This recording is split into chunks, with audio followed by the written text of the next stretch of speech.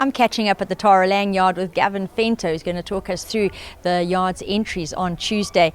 Behind us in shot is Mandy, and she'll be the first runner to step out for the yard in race 6. Now, Gav, her last was not her best, but she's back on Polly, and locally that's where her best form has been. Yeah, it's a bit of a small problem. You know, her best runs are on the Polly, so we've noticed, but the 14 on the grass is a little bit short.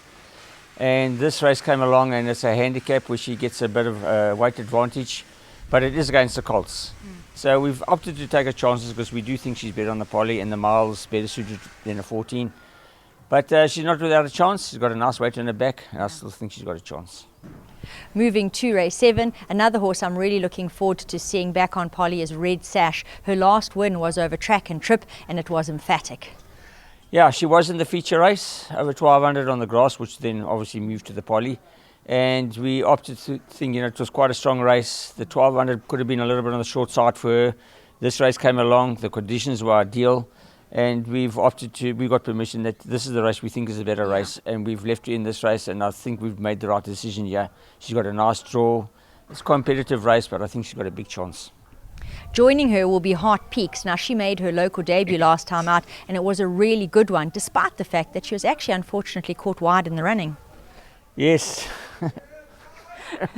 Yes, we're trying on the Polly. She's never raced on the Polly before. She shouldn't have a problem with the Polly, and yeah, she ran better than we expected. So she's probably a Red Sash's danger, but she's definitely got a chance.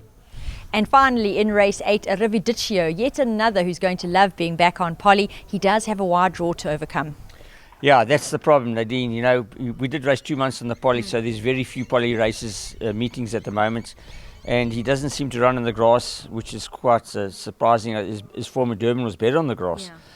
So this race came along. He's not well drawn, but what do we do? Do we run him on the grass where he's not really going to perform, or do we take our chances on the Polly? He doesn't have a lot of gate speed, so he's going to come from off the pace anyway. So we've taken our chances. The draw's not ideal, but he's got a nice weight in his back. He could run into the money.